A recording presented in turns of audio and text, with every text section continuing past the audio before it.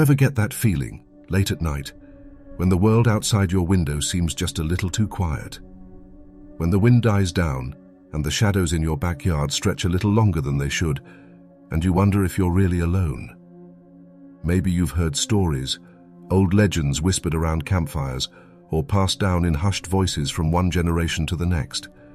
Stories about things that walk in the dark, wearing faces that aren't their own. Tonight, I'm going to share 3 real encounters with skinwalkers. Stories that come from people who never believed in monsters until they met one. By the end, you might find yourself double-checking your locks, just in case. Our first story comes from a man named Tyler, who grew up on the edge of the Navajo Nation in northern Arizona. Tyler's family had lived in the same small house for generations, a place where the desert meets the pine forests, and the stars at night are so bright they almost hurt your eyes. He'd always heard the stories. His grandmother would warn him never to whistle at night, never to answer if he heard his name called from the darkness, never to leave the house after sundown. Tyler always thought it was just superstition, the kind of thing old people say to keep kids from wandering off. But one summer night, when he was 17, he learned just how real those warnings could be. It started with a knock at the door. It was late, past midnight, and Tyler was the only one still awake, sitting in the living room with the TV on low. The knock was soft, almost polite, but it sent a chill down his spine. He muted the TV and listened. Another knock, a little louder this time. He got up, walked to the door, and peered through the peephole. At first he didn't see anything. Then just as he was about to turn away, he saw movement, a figure standing just outside the porch light, half hidden in shadow. "Who is it?" Tyler called, his voice trembling a little. No answer. He waited, heart pounding, and then the figure stepped forward. It was a woman, or at least it looked like a woman. She was tall and thin, with long black hair that hung over her face. She wore a faded dress that looked decades out of style. Tyler didn't recognize her, but something about the way she moved, slow, deliberate, almost like she was trying to remember how to walk, made his skin crawl. "Can I help you?" he asked, trying to sound braver than he felt. The woman tilted her head, and for a moment, Tyler thought she was going to speak. Instead, she just stared at him, her eyes dark and empty. Then, in a voice that sounded like it was coming from far away, she said, "Let me in. I'm cold." Tyler's grandmother's warnings echoed in his mind. Never open the door after dark. Never invite anything inside. He shook his head. "I'm sorry. I can't help you," he said, backing away from the door. The woman's face twisted into a smile, too wide, too many teeth. She pressed her hand against the glass, and Tyler saw that her fingers were too long, the joints bending in ways that didn't look human. He stumbled back, nearly tripping over the coffee table. The woman began to tap on the glass, slow and rhythmic, like she was counting down. Tyler ran to his grandmother's room and woke her up, his voice shaking as he tried to explain what he'd seen. She didn't ask questions. She just got up, grabbed a pouch of corn pollen from her dresser, and sprinkled it across the door and windows, chanting softly in Navajo. The tapping stopped. When they looked outside, the woman was gone. But in the morning, Tyler found strange footprints in the dirt outside the house. Bare feet, but with claws instead of toes, and a trail that led off into the trees. He never saw the woman again, but he never forgot the way she smiled at him through the glass, or the way her voice sounded like it was echoing from somewhere deep underground. Our second story comes from a woman named Marissa, who spent a summer working as a park ranger in the mountains of New Mexico. Marissa was used to being alone in the wilderness. She'd grown up hiking and camping, and she thought she knew every sound the forest could make. But one night, while she was patrolling a remote stretch of trail, she heard something that didn't belong. It was just after midnight, and the moon was high, casting silver light through the trees. Marissa was walking her usual route, flashlight in hand, when she heard footsteps behind her. At first, she thought it was just an animal, a deer maybe, or a coyote. But the footsteps were too heavy, too deliberate. She stopped and listened. The footsteps stopped too. "Hello?" she called, shining her light into the trees. Nothing. She started walking again, a little faster this time. The footsteps started up again, matching her pace. She stopped. They stopped. She turned in a slow circle, scanning the woods with her flashlight, but saw nothing but shadows. That's when she heard her own voice, calling out from the darkness. "Hello?" The word echoed back at her, but it wasn't an echo. It was her voice, but wrong. Too flat, too slow, like someone was trying to mimic her and not quite getting it right. Marissa's blood ran cold. She remembered a story an old ranger had told her about things in the woods that could steal your voice, your face, your very self. She didn't wait to find out what it was. She turned and ran, not stopping until she reached the ranger station, heart pounding so hard she thought it might burst. When she looked back, she saw a figure standing at the edge of the trees just outside the circle of light. It was taller and thin, with long black hair and a face she couldn't quite make out. It watched her for a long time before melting back into the shadows. Marissa didn't sleep that night. She sat in the ranger station, lights blazing, clutching her radio, and staring out the window at the dark line of trees. Every so often, she thought she saw movement, a flicker of shadow, a glint of eyes. But when she looked directly, there was nothing there. She tried to tell herself it was just her imagination, that she was tired, that the mind plays tricks in the dark. But deep down, she knew better. She'd spent enough time in the wild to know the difference between fear and instinct. Something had followed her, something that knew her voice, her shape, her scent, something that wanted her to come back outside. The next morning, Marissa found strange tracks in the dirt outside the station. They looked almost human, but the toes were too long, the heels too narrow, and there were deep claw marks at the end of each print.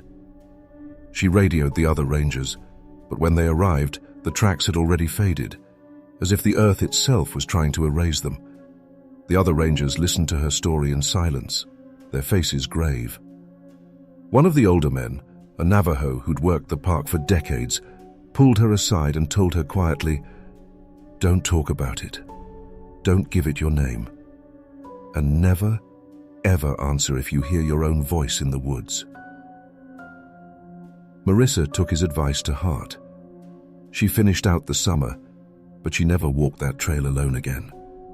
Years later, she still dreams about that night, the sound of her own voice calling from the darkness, the feeling of being watched by something that wore her face like a mask. She never told her family the full story, but sometimes when the wind is just right, she swears she can hear footsteps behind her, even in the safety of her own home. Our third encounter comes from a man named Chris, who grew up in a small town in Utah, not far from the Navajo reservation. Chris was a skeptic. He didn't believe in ghosts, monsters, or anything he couldn't see with his own eyes. He loved camping, hiking, and exploring the canyons and mesas that stretched for miles around his hometown. He thought he knew every inch of the land, every sound the desert could make. But one night when he was 24, he learned that some things are better left unexplored. Chris and his friends had decided to spend the weekend camping in a remote canyon, miles from the nearest road. They set up their tents, built a fire, and spent the evening telling stories and laughing under the stars. Around midnight, the fire burned low and the conversation turned to local legends. One of Chris's friends, a Navajo named Ben, warned them not to wander too far from camp after dark. "There are things out here that don't like to be seen," Ben said, his voice serious. "Things that can wear your skin like a coat." Chris laughed it off, but Ben's words stuck with him. Later that night, when everyone else was asleep, Chris woke to the sound of footsteps outside his tent. At first he thought it was one of his friends, maybe getting up to use the bathroom. But the footsteps were slow, dragging, and they circled the camp in a wide arc. Chris held his breath, listening. The footsteps stopped right outside his tent. He could hear breathing, deep, ragged, almost animal. "Ben?" Chris whispered, his voice barely audible. No answer. He reached for his flashlight, but before he could turn it on, he heard a voice, his own voice, coming from just outside the tent. "Chris, come out here. I need your help." The words were flat, emotionless, like someone was reading from a script. Chris froze. He remembered Ben's warning, "Never answer if you hear your own voice in the day." The voice called again, a little louder this time. "Chris, come out! I can't find my way back." Chris stayed perfectly still, barely breathing. The voice circled the tent, repeating his name over and over, each time sounding a little less human. Finally, after what felt like hours, the footsteps faded away into the night. When the sun rose, Chris unzipped his tent and stepped outside. The camp was undisturbed, his friends still asleep. But in the dirt around his tent he found tracks, bare feet, but with claws instead of toes, and a trail that led off into the desert. Chris never told his friends what happened that night, but he never went camping alone again. He still hears his own voice sometimes, calling to him from the shadows, and he always makes sure his doors are locked before the sun goes down. These 3 encounters are just a glimpse into the world of the Skinwalker, a world where the line between human and monster is thin, and the rules that keep us safe are written in fear and blood. Maybe you don't believe in such things. Maybe you think these are just stories meant to scare children and keep them close to home.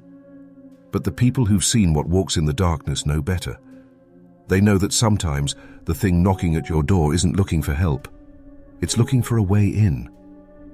If you're still listening, maybe you're starting to feel that itch at the back of your neck, the one that makes you want to check your windows, to make sure the curtains are drawn tight. Maybe you're remembering a night when you heard something outside, something that didn't sound quite right, and you told yourself it was just the wind. But what if it wasn't? What if just for a moment, you let yourself believe that the old stories are true, that there are things out there in the dark that know your name and your face, and they're waiting for you to make a mistake? Let's go back to Tyler's story for a moment, because what happened to him didn't end with that night. After the encounter with the woman at the door, Tyler's family became even more careful. His grandmother started leaving bowls of corn pollen on every windowsill, and his father hung cedar branches above the doors. For weeks, nothing happened. But Tyler couldn't shake the feeling that he was being watched. He'd catch glimpses of movement in the trees at the edge of their property, or hear footsteps crunching in the gravel when he took out the trash after sunset. Sometimes, he'd wake up in the middle of the night to the sound of someone whispering his name from outside his window. One evening, about a month after the first encounter, Tyler was walking home from a friend's house. The sun had just set, and the sky was painted with streaks of purple and gold. He took the shortcut through the woods, even though his grandmother had warned him never to do that after dark. He was halfway home when he heard footsteps behind him, soft at first, then faster, like someone was running to catch up. He turned, but there was no one there. He started walking faster, heart pounding, but the footsteps kept pace. Then he heard his own voice, calling from the trees. "Tyler, wait up! I need to talk to you." He stopped dead in his tracks. The voice was perfect. His tone, his inflection, even the way he dragged out the last syllable when he was annoyed. But he knew deep down that it wasn't him. He didn't answer. He just started running, crashing through the underbrush, not caring about the branches that scratched his arms and face. The voice followed him, getting louder, more desperate. "Tyler, please, don't leave me out here." He burst out of the woods and into the light of his front porch, gasping for breath. His grandmother was waiting for him, a look of pure terror on her face. She pulled him inside, locked the door, and sprinkled more corn pollen across the threshold. That night, Tyler lay awake, listening to the sound of something scratching at the window. Something that whispered his name over and over until the sun came up. After that, Tyler never took the shortcut again. He never walked alone after dark, and he never, ever answered when he heard his name called from the shadows. Years later, he still wonders what would have happened if he'd answered, if he'd let that thing catch up to him in the woods. He doesn't know, and he doesn't want to find out. Marissa's story, too, didn't end with her summer in the mountains. She moved back to the city, took a job in a crowded office, and tried to forget what she'd seen.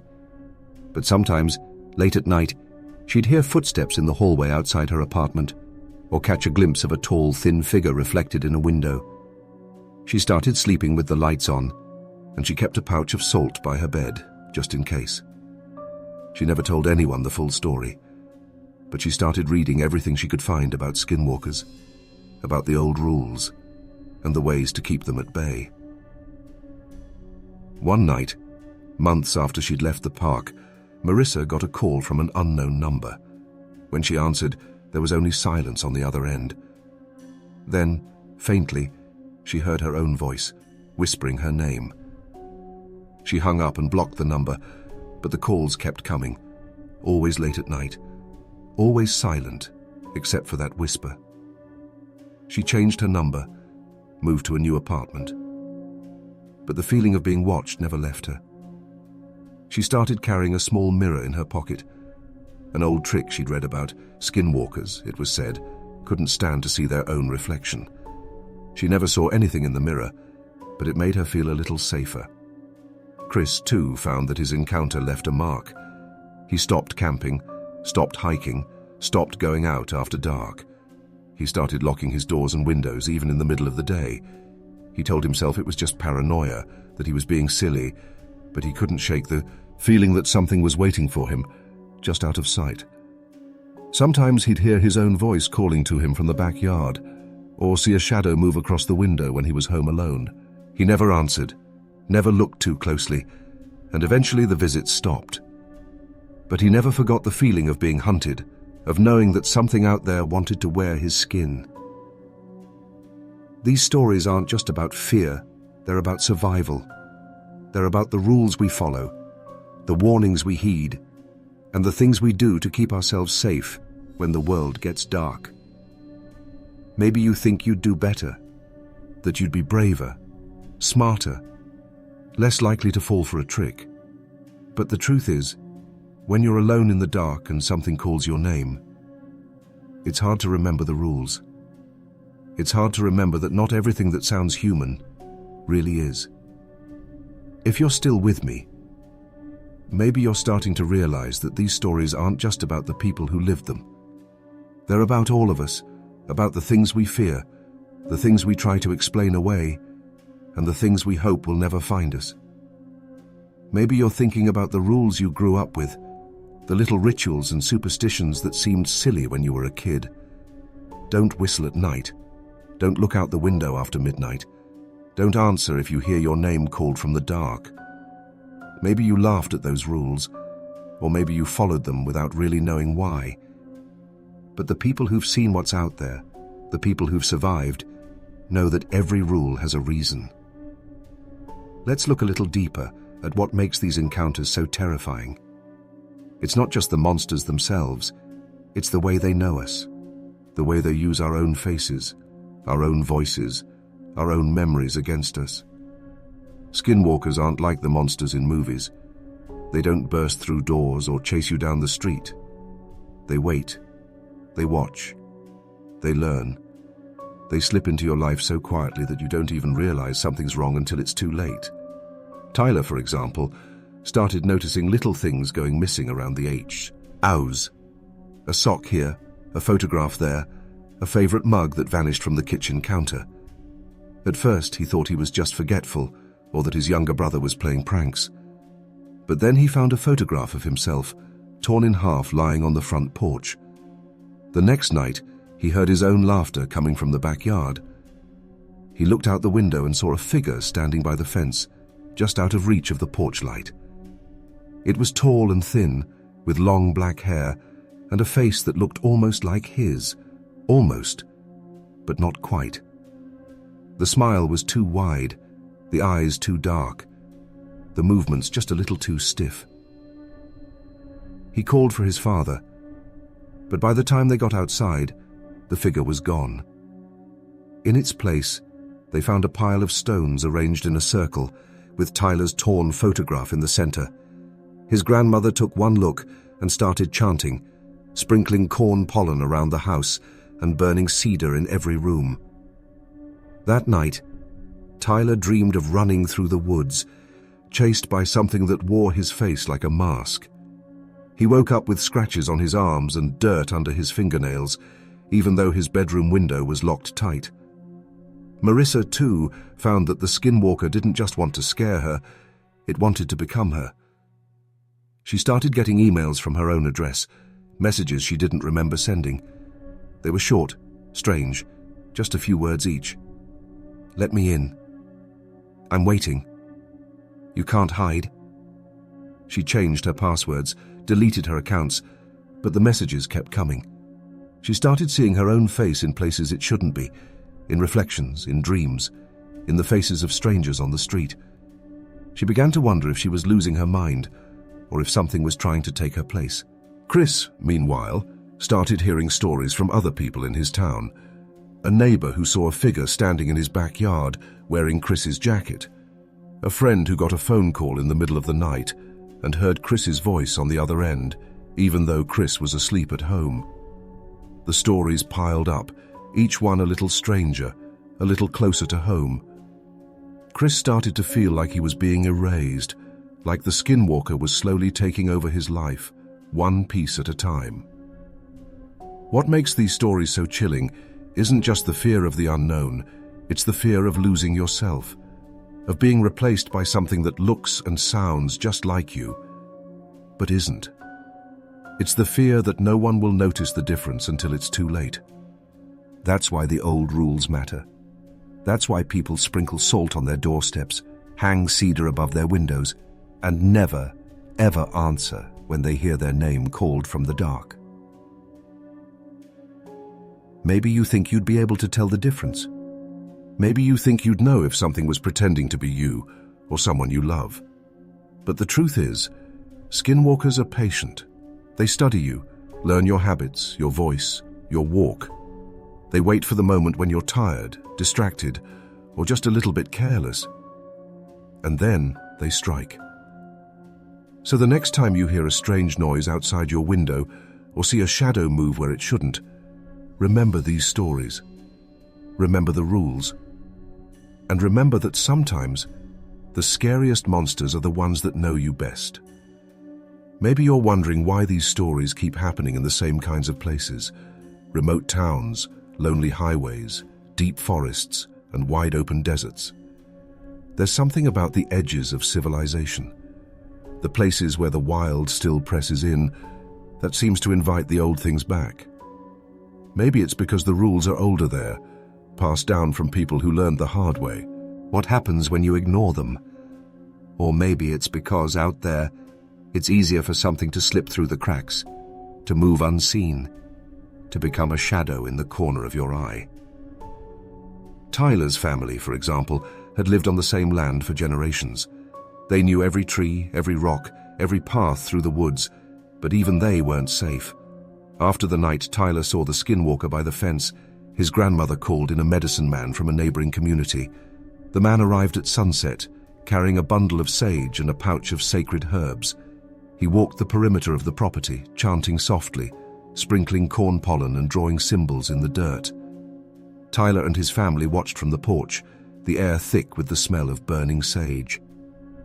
When the ceremony was over, the medicine man sat with Tyler and his grandmother. He told them that the skinwalker had been drawn to Tyler because he'd broken a rule. He'd walked alone after dark, and he'd answered when something called his name. "They're always listening," the medicine man said. "They wait for you to slip up just once. That's all it takes." He gave Tyler a small pouch of herbs to wear around his neck and told him to keep cedar burning in his room at night. "It won't stop them forever," he warned, "but it will make them think twice." For a while, things got better. The strange noises stopped, the shadows faded. and Tyler started to feel safe again. But he never forgot the feeling of being watched, or the way his own voice had echoed back at him from the trees.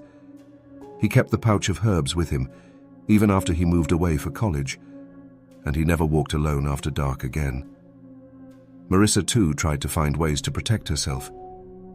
She reached out to a friend who'd grown up on the reservation, someone who understood the old ways. Her friend told her to keep salt by every door and window, to hang a mirror facing outward above her front door, and to never, ever speak her own name out loud after sunset. Names have power, her friend said. If they know your name, they can find you anywhere. Marissa followed the advice, and the strange emails and phone calls eventually stopped. But she still felt uneasy, like something was waiting for her to let her guard down. Chris, on the other hand, found that the only thing that really helped was talking about what happened. He started sharing his story online, connecting with others who'd had similar experiences. He found forums and message boards filled with people who'd seen things they couldn't explain, shapeshifters, mimics, doppelgangers. The details were different, but the fear was always the same. Chris realized that he wasn't alone, and that maybe by sharing his story, he could help someone else avoid the same fate. What ties all these stories together isn't just the fear of the unknown, it's the sense of community, the idea that we're all in this together. The old rules aren't just about keeping yourself safe, they're about protecting everyone around you. That's why Tyler's grandmother sprinkled corn pollen on the windowsills, why Marissa's friend told her to hang mirrors and keep salt by the door, why Chris reached out to others who'd seen the same things. It's about looking out for each other, about passing down the knowledge that keeps us safe. Maybe you think these stories are just folklore, just old superstitions with no place in the modern world. But the people who've lived through them know better. They know that the world is bigger and stranger than we like to admit, and that sometimes the only thing standing between us and the darkness is a handful of salt, a whispered prayer, or a story told at the right time. So if you ever find yourself alone at night and you hear your name called from the shadows, remember these stories, remember the rules, and remember that you're not alone. There are others out there, watching, listening, waiting for you to make a mistake. But there are also people who care, people who will help you remember what matters, people who will keep the old ways alive. Maybe you're starting to see the pattern now, the way these stories echo each other, the way the fear lingers long after the encounter is over. It's not just about the skinwalkers themselves, but about the way they change the people who see them. Tyler, Marissa, and Chris all went back to their lives, but nothing was ever quite the same. They became more cautious, more aware of the things that move in the dark. They learned to trust their instincts, to listen to the old warnings, to respect the boundaries between the world they knew and the world that waited just beyond the edge of the light. For Tyler, the experience left him with a deep respect for his grandmother's wisdom. He started asking her more questions about the old ways, about the stories she'd grown up with, about the things she'd seen and survived. She told him about the time, when she was a girl, that a neighbor disappeared after answering a knock at the door late at night. The next morning, the neighbor's family found strange tracks in the yard and a pile of stones arranged in a circle by the front steps. "We never saw her again," Tyler's grandmother said, her voice soft. "But sometimes, late at night, we'd hear her voice calling from the woods, asking to be let in." Tyler realized that the rules weren't just about superstition, they were about survival. He started carrying a pouch of corn pollen with him everywhere, and he made sure to teach his younger siblings the same rules his grandmother had taught him. He became the one who checked the locks at night, who made sure the windows were closed, who kept the cedar burning until sunrise. He never saw the skinwalker again, but he never forgot the lesson. The things that walk in the dark are always looking for a way in. Marissa, meanwhile, found herself drawn to the stories of other survivors. She started volunteering at a local community center, helping kids from the reservation learn about their heritage, their language, their traditions. She listened to their stories, shared her own, and tried to give them the tools they needed to stay safe. She kept the mirror above her door, the salt by her bed, and the pouch of herbs in her pocket. She never told the kids exactly what she'd seen, but she made sure they knew the rules. You don't have to believe in monsters, she'd say, but you should always respect the stories. They're there for a reason. Chris, too, became a storyteller in his own right. He started a podcast, sharing his experience and inviting others to do the same. He interviewed people from all over the country, ranchers in New Mexico, hikers in Colorado, truckers who'd seen strange things on lonely highways. The stories were different, but the fear was always the same. Chris found comfort in the community he built, in the knowledge that he wasn't alone. He still locked his doors at night, still kept a flashlight by his bed, but he no longer felt helpless. He knew that by sharing his story, he was helping others stay safe. What all these stories have in common is the idea that knowledge is power. The more you know about the things that walk in the dark, the better prepared you are to face them. The old rules, don't answer when your name is called, don't go out after dark, keep salt and cedar close, aren't just relics of the past. They're survival strategies, passed down from people who learned the hard way what happens when you ignore them. Maybe you're thinking that you'd never fall for the tricks these creatures use. Maybe you're sure you'd recognize your own voice, your own face, your own memories. But the truth is, skinwalkers are masters of deception. They know how to use your fears, your doubts, your loneliness against you. They wait for the moment when you're most vulnerable, when you're tired or distracted or just a little bit careless, and then they strike. So if you ever find yourself alone at night, and you hear a knock at the door, or a voice calling your name from the darkness, remember these stories. Remember the people who survived and the ones who didn't. Remember the rules and trust your instincts. Because sometimes, the only thing standing between you and the darkness is a story, a handful of salt, and the courage to say no. Maybe you're wondering what it is about skinwalkers that makes them so terrifying, even to people who don't believe in the supernatural. It's not just the idea of a monster lurking in the shadows. It's the way they blur the line between what's real and what isn't, between who you are and who you could become. They're not just creatures of the night. They're reflections of our deepest fears, our darkest secrets, the parts of ourselves we try to hide. They know how to find the cracks in our armor, how to slip through the gaps in our defenses, how to become the thing we fear most. For Tyler, the fear wasn't just about the skinwalker itself, it was about what it represented. It was about the possibility that the world was bigger and stranger than he'd ever imagined, that there were things out there he wouldn't explain or control. It was about the realization that the rules he'd always thought were silly were actually the only thing keeping him safe. He started to see the world differently, to notice the little signs and warnings that he'd always ignored. He became more careful, more respectful, more aware of the boundaries between the known and the unknown. Marissa, too, found that her encounter changed the way she saw the world. She started paying attention to the stories people told, to the rituals and traditions that had always seemed old-fashioned or unnecessary.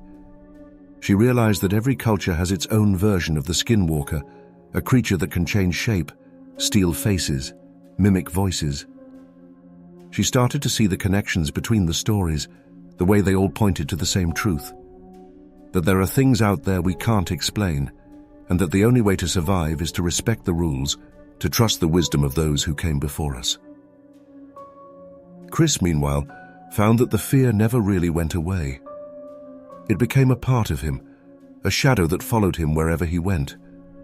But instead of letting it control him, he used it as a reminder to stay vigilant, to keep sharing his story, to help others understand the importance of the old ways. He learned that courage isn't about never being afraid, it's about facing your fear, about standing up to the darkness even when you want to run. He found strength in the community he built, in the knowledge that he wasn't alone. What all these stories have in common is the idea that the world is full of mysteries, and that sometimes the only way to survive is to accept that you don't have all the answers. The old rules, don't answer when your name is called, don't go out after dark, keep salt and cedar close, aren't just about superstition. They're about respect, about humility, about understanding that there are forces out there bigger than any one person. Maybe you're thinking that you'd never be fooled by a skinwalker, that you'd know if something was pretending to be you or someone you love. But the truth is, the scariest monsters are the ones that know us best. They know our habits, our routines, our weaknesses. They know how to use our own memories against us, how to make us doubt ourselves, how to make us question what's real and what isn't. So if you ever find yourself alone at night and you hear a voice calling your name from the darkness, remember these stories. Remember the people who survived and the ones who didn't. Remember the rules and trust your instincts. Because sometimes the only thing standing between you and the darkness is a story, a handful of salt, and the courage to say no. And if you ever find yourself doubting, if you ever start to think that the old ways don't matter, just remember, the people who survived did so because they listened, because they respected the boundaries, because they understood that some things are better left unexplored. The world is full of mysteries, and sometimes the only way to stay safe is to accept that you don't have all the answers. Maybe, after hearing these stories, you'll find yourself looking at the world a little differently. Maybe you'll start to notice the way the shadows move just before dawn, or the way the wind seems to carry voices you can't quite understand. Maybe you'll remember the rules you grew up with, or maybe you'll make some new ones of your own. Lock the doors before sunset. Don't answer if you hear your name from the dark. Keep a little salt by the window just in case. These rituals might seem small, but sometimes it's the smallest things that keep us safe. Tyler, Marissa, and Chris all learned that lesson in their own way. They learned that the world is full of things we can't explain, and that sometimes the only thing standing between us and the darkness is a story, a tradition, a rule passed down from someone who cared enough to warn us. They learned that courage isn't about never being afraid. It's about knowing what to do when the fear comes. It's about trusting your instincts, listening to the old wisdom, and remembering that you're not alone. For Tyler, the fear faded with time, but the respect remained. He grew up, moved away, and started a family of his own. But he never forgot the lessons his grandmother taught him. He taught his own children the same rules, told them the same stories, and made sure they knew how to protect themselves. He never saw the skinwalker again, but he never stopped looking over his shoulder, just in case. Marissa found peace in community, in sharing her story and listening to others. She became a mentor, a guide, someone people could turn to when they were afraid. She never stopped carrying her pouch of herbs, never took down the mirror above her door, never let herself forget what she'd seen. She knew that the world was full of mysteries, but she also knew that she was stronger for having faced them. Chris kept telling stories, kept building his community, kept reminding people that they weren't alone. He found strength in connection, in the knowledge that every story shared was another light in the darkness, another barrier against the things that waited just out of sight. He knew that the fear would never go away completely, but he also knew that he didn't have to face it alone. So maybe, after hearing these stories, you'll find yourself double-checking the locks before you go to bed. Maybe you'll keep a little salt by the window or hang a mirror above your door. Maybe you'll remember the old rules or make some new ones of your own. And maybe, just maybe, you'll find comfort in the knowledge that you're not alone, that there are others out there who know what it's like to be afraid, who know what it's like to face the darkness and survive. Because in the end, that's what these stories are really about. They're about survival, about community, about the power of tradition and the strength of the human spirit.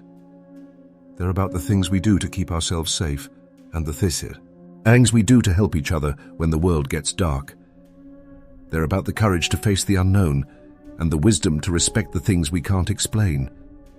So the next time you hear a voice calling your name from the darkness, remember these stories, remember the rules, and remember that sometimes the only thing standing between you and the darkness is a story, a handful of salt, and the courage to say no.